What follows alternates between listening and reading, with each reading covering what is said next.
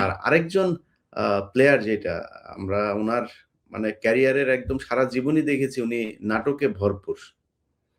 হ্যাঁ? হ্যাঁ, সেটা এটা হচ্ছে তামিম ইকবাল। তিনি আপনার সাথে যখন নির্বাচনে প্রতিদ্বন্দ্বিতা করেন, তখনও তিনি আপনাকে ম ম মানে মানুষের কাছে এমন একটা জিনিস বুঝিয়েছেন যে উনি নির্বাচনে বোধহয় প্রতিদ্বন্দ্বিতা করেন নাই। আপনি বিনা প্রতিদ্বন্দ্বিতা আমরা অনেক পত্রিকাতেও এই নিউজটা দেখেছি যে আপনি বিনা প্রতিদ্বন্দ্বিতায় তারপরে নির্বাচিত হয়েছেন। মানে ইট সিমস লাইক আপনি কোনো করেন নাই। কারো সাথে কোনো কম্পিটিশন এ যাইতে হয় নাই। এমনিতে আপনাকে দিয়ে দেওয়া হয়েছে। তো এরকম অনেক নাটক তার ক্যারিয়ারে দেখেছি। তিনি এই টিমে যখন ছিলেন, তখনও বিভিন্ন সময় এই গ্রুপিং, বিভিন্ন প্লেয়ারদেরকে নিয়ে এই গ্রুপ এগুলো তিনি করতেন।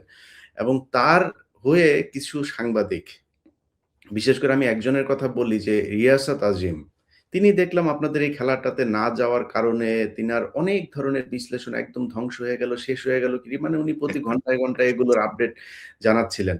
তো এই, এই যে গ্রুপটা যেটা কিনা আপনাদের ভারত নিয়ে এত কথাবার্তা বলল, তারা ভারতের বাংলাদেশ যদি খেলতে না যেত তাহলে বাংলাদেশের ক্রিকেট একদম শেষ হয়ে যেত। এই ধরনের কথাবার্তা বলার পেছনে মানে কোনো উদ্দেশ্য আছে কিনা এটার পেছনে? নাটকের যে কথাগুলি বললেন সেগুলো এখনো চলছে। যেমন গত 17 বছর যদি আমি ধরে নিই যে বাংলাদেশের ক্রিকেটের জন্য মরহুম আরাফাত রহমান কোকোর একটা বিশাল অবদান আছে। তিনি ডেভেলপমেন্টের চেয়ারম্যান ছিলেন। তিনি হাই পারফরমেন্স স্কোয়াডটা কিন্তু ওনার তৈরি করে, যেখান থেকে সাকিবরা এসছে। এই হাই পারফরমেন্স স্কোয়াড কিন্তু বাংলাদেশকে সার্ভিস দিয়েছে পঞ্চপাণ্ডবের কথা যেটা বলা হয়। আর আরাফাত রহমান কোকো মারা গেলেন তো অন্তত 10-12 বছর হয়েছে। তো গত 17 বছরে তিনি একজন গল্প করছেন, তাকে আরাফাত রহমান কোকো হাতিরপুল থেকে রাস্তা থেকে তুলে নিয়ে গিয়ে ডিওএইচএস এ খেলাইছে, এই করেছেন। গত 17 বছর তিনি কথা বলতে পারেন নাই, কিন্তু গত 17 বছর ঠিকই 3 আগস্ট তিনি গণভবনে গিয়েছিলেন সাইন করে, সেখানে 4 ঘন্টা ছিলেন। তখন গণভবনের বাইরে লাশের সারি, সারা বাংলাদেশে লাশের সারি। হ্যাঁ, সেটা একটা আবার আরাফাত রহমান কোকোর জন্য ওনার তার এখন বিরুদ্ধে খুব দরদ। যারা গিয়েছিল আরাফাত রহমান কোকো জি আসামি হত্যা মামলার আসামি হওয়া উচিত। কারণ ওইখানে যারা গিয়েছিল তারা সবাই হাসিনাকে সম্মতি জানানোর জন্য এবং তাকে সাহস দেওয়ার জন্য যে আপা আমরা আছি কোনো সমস্যা নেই। এইসব লোকগুলোই সেখানে গিয়েছিল। সেটা আপনার মতো আমি বলতে পারবো না, কারণ হচ্ছে বাংলাদেশ ক্রিকেটে তার একটা অবদান আছে, বাংলাদেশ ক্রিকেটের একটা বড় অংশ ছিল। তো কিন্তু এটা এই 3 আগস্টের পরে তাকে যারা প্যাট্রোনাইজ করছে, কারা তাকে প্যাট্রোনাইজ করছে? নিশ্চয়ই 3 আগস্টের আগের লোকজন না, 3 আগস্টের পরের লোকজন, তাই না? তো সেগুলো একটা ইস্যু। যেমন আরাফাত রহমান কোকো মারা যাওয়ার পরে আমরা তো কোনো পোস্ট দেখি নাই ওনার যে আরাফাত রহমানের কন্ডোলেন্স, যে আরাফাত রহমান কোকো আমাদের ক্রিকেটের জন্য এই ছিলেন, আরাফাত রহমান ক্রিকেট আমাদের কোকো আমাদের ক্রিকেট ডেভেলপ করেছেন, সেটা নিয়ে কিন্তু গত 17 বছর কোনো পোস্ট দেখি নাই। কিন্তু উনি শেখ হাসিনার জন্মদিনে শুভেচ্ছা জানাচ্ছেন, কোনো অসুবিধা নেই, জন্মদিন শুভেচ্ছা জানালে কোনো অসুবিধা হইতেই পারে এটা। কিন্তু আবার ওনার বিয়ের প্রোগ্রামেও বেগম খালেদা জিয়া গিয়েছেন। তো উনি যখন যেটা দরকার সেটা ব্যবহার করছেন, কোকো ভাইকে ব্যবহার করছে, আবার ইমোশন দিয়ে বেগম জিয়ার সাথে দেখা করেছেন। কিন্তু ওই 3 আগস্টের ইস্যুটার কোনো সমাধান এখনো হয় নাই, যেটা একটা প্রশ্ন। আবার প্রশ্ন তুলে দিচ্ছেন সাকিবকে নিয়ে। কয়েকদিন ছিলেন না প্রেসে, আবার এখন আসছে বলতে সাকিব আল হাসানের আমরা নাকি নাটক করছি সাকিব আল হাসানকে নিয়ে, সাকিব আল হাসান আসবে কিনা। তো এরকম ভাবে তিনি বিভিন্ন লোকজন দিয়ে, এবং আমাদেরও কিছু লোকজন আছে যারা জুলাই বিপ্লবের পরে এখন ফর্মে আছে, তারাও তাকে প্যাট্রোনাইজ করছে। এবং ওর পিছনে যাদেরকে দেখা যায় তারা অতিথি কখনো ছিল না, এবং তারা ক্রিকেটের সাথে জড়িত কম। তারা হয়তো অন্য খেলা নিয়ে থাকে, কিন্তু ইন্টারফেয়ারটা করছে ক্রিকেটে। তো এটা এক ধরনের আসলে ডিস্টার্ব করা। ক্রিকেটটা আমরা যে কাজটা করছি সেটা কোনো আমরা কিছুই করছি না। কথায় কথা বলে বোর্ড বৈধ অবৈধ, এই বোর্ড মানেন, আরে ভাই মানতে আপনারা মানতে কে বলছে? আপনি বোর্ড মানেন না, ঠিক আছে। ক্রিকেটের 25 জন ডাইরেক্টরের বাইরে যেই মন্তব্য করুক সেই 26 নম্বর ডাইরেক্টর, সেটা হচ্ছে বাংলাদেশের মানুষজন। তিনিও একজন বাংলাদেশের মানুষ, সে ভালো বলতে পারে, খারাপও বলতে পারে, কিন্তু আমরা আমাদের কাজটা করছি। বাট ফোকাসে থাকবে তার দিকে যে 3 আগস্ট আমাদের জীবনের সবচাইতে বড় একটা এই নতুন বাংলাদেশের, যেদিন সমানে হত্যাযোগ্য হয়েছে সারা বাংলাদেশে, সারা দেশের মানুষ আতঙ্কিত, বিভ্রান্ত, নানান রকম। আমি সেদিন লন্ডন থেকে ঢাকায় এসে আমি চলে গেছি রবীন্দ্র সরোবরে আমার ছেলেকে নিয়ে। মাত্র 30% টাকায় জমির মালিক হয়ে নতুন বাংলাদেশের গড়ে তোলার স্বপ্ন দেখা বাংলা বসতি আন্দোলনে শরীর হতে আমি জোর করে আমি লন্ডন থেকে ঢুকলাম ওই 3 আগস্টে। তো এখন এ সমস্ত গল্প কাহিনী করে পুরনো ইতিহাসগুলো ঢাকা, পুরনো দুর্নীতিগুলো ঢাকা, এবং পুরনো ইমোশনটাকে ক্রিয়েট করে আবার নতুন ভাবে বিসিবি কে, আরে ভাই বিসিবি বোর্ডে আপনি হন না, আমরা তো এখানে আমাদের কাজ আছে না, এখানে সবাই ব্যবসায়ী, সবাই জব করে, সবাই সলভেন্ট এখানে। আমরা আসছি বিসিবিতে।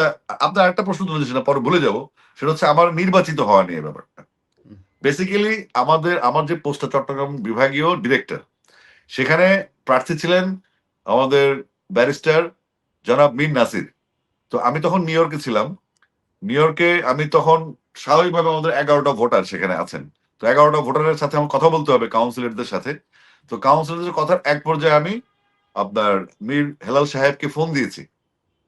ফোন দিয়েছি, আমি শুধু ফোনে বললাম, "হেলাল ভাই, আমার নাম আসিফ আকবর।" উনি বললেন, "আসিফ ভাই, আমি আগামীকালকে আমার আ ম অ্যাপ্লিকেশনটা প্রত্যাহার করে নিচ্ছি। আমি আপনার সমর্থনে আছি। আমরা দুজন একই। আপনিও ক্রিকেটার, আমিও ক্রিকেটার। আপনি চাইলে আপনার মীর হেলাল সাহেবের মেসেজগুলো আপনাকে আমি দেখাতে পারবো। আমার মোবাইলে আছে।" তিনি খুব পজিটিভলি ব্যাপারটা নিয়েছেন। কিন্তু ওই আমার নির্বাচিত হওয়া নিয়ে আর বাকি ২৪ জন ডাইরেক্টর, রুবাবুদ্দৌলা কি অস্ট্রেলিয়া টিমের ক্যাপ্টেন ছিলেন? হুম, রুবাবুদ্দৌলা ডিরেক্টর না? তো আমাকে ইনটেনশনালি আক্রমণ করার সুবিধা হচ্ছে একটা, আমি একটা আউটস্পোকেন, আমি সবসময় বলে ফেলি। আমি যেটা মিন করি সেটাই বলি। এটা আমি ফিলও করি। তো এই আমাকে আটকানোর একটা ভালো প্রয়াস, যেটা গত ৩ মাসে না, গত ২৫ বছর ধরেই শুনতেছি আমি নাই, আমি বয়কট, আমি ওই, আমি সেই, আমি তাদেরকে আর খুঁজে পাই না। আমি কিন্তু এখন আপনার সামনে কথা বলছি না, এবং আপনি ওপেনিয়ন আসিফ, ২৫ আপনি বছর তো গেল। খেলার জগতের মানুষ না, আপনি গানের জগতের মানুষ। আমাদের আগের যে বোর্ডের প্রেসিডেন্ট ছিল পাপন, তিনি বাংলাদেশের বিশ্বকাপ জয়ী একজন অধিনায়ক ছিলেন। সো আপনি ফার্স্ট ক্লাস ক্রিকেট খেলেছেন। আপনি মানে আমার আপনি ব্যাকগ্রাউন্ড আছে। হ্যাঁ, ব্যাকগ্রাউন্ড আছে আমার, ক্রিকেট ব্যাকগ্রাউন্ড আছে এবং আমি সংগঠকও ছিলাম দীর্ঘদিন। আমার নিজের ক্লাব বাংলা স্পোর্টিং ক্লাব, যেটা ২০০৬ সালে তখন 1-11 এর সময় নিষিদ্ধ করা হয়েছে। আমি সেই ক্লাবের জন্য আমার অ্যাপ্লিকেশন করেছি। আমার ক্লাব চ্যাম্পিয়ন ছিল কুমিল্লা ক্রিকেট লিগে, রানার আপ ছিল কুমিল্লা ফুটবল লিগে। সেটা বন্ধ করে দেওয়া হয়েছে। কিন্তু ওই যে বৈধ বোর্ড না, এই বোর্ড মানি না, এই কথাগুলি যারা বলছেন তারা একটা এজেন্ডায় আছেন। তারা বোর্ডে আসুক না, আসেন, আপনি আসেন, আমাদের কোনো সমস্যা নেই। কিন্তু আমাদের কাজগুলো করতে দিতে হবে। তো কাজগুলা আমরা যখন শুরু করলাম তখন দেখলাম যে ওদের এই কথাগুলি বলার উদ্দেশ্যটা কি? একজন ফুটবলেরও মানুষ আছেন, আমাদেরও খুব প্রিয় কাছের মানুষ। তিনি ফুটবল নিয়ে কোনো কথাই বলেন না। বাংলাদেশে ফুটবলের লিগ হয় না। বাংলাদেশ ফুটবলের ট্যালেন্ট হান্ট হয় না ঠিকমতো। নিয়মিতভাবে বাংলাদেশ ফুটবল খেলাটা হয় না। ফুটবলাররা খুব বিপদে আছে।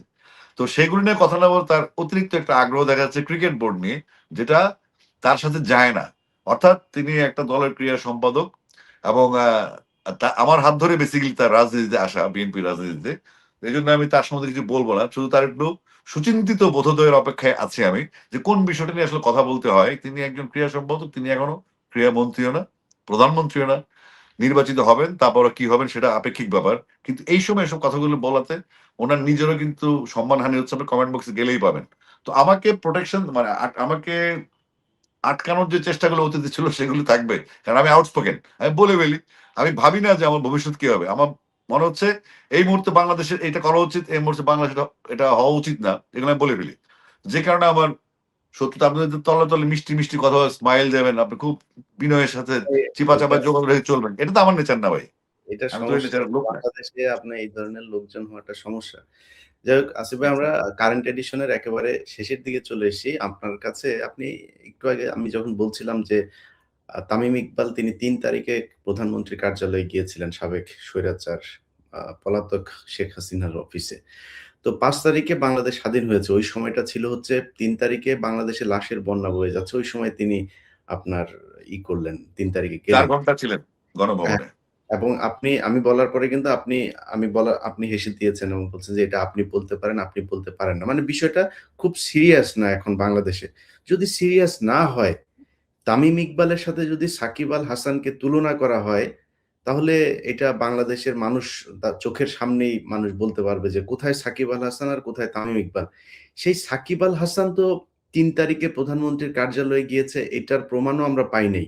তাহলে সাকিব আল হাসান কেন দেশ থেকে পালিয়ে বেড়াবে? সাকিব আল হাসান এখনো টিমে আছে, এখনো পারফরম্যান্স করছেন। এরকম একজন মানুষকে আপনারা দলে আনতে সমস্যাটা কোথায়?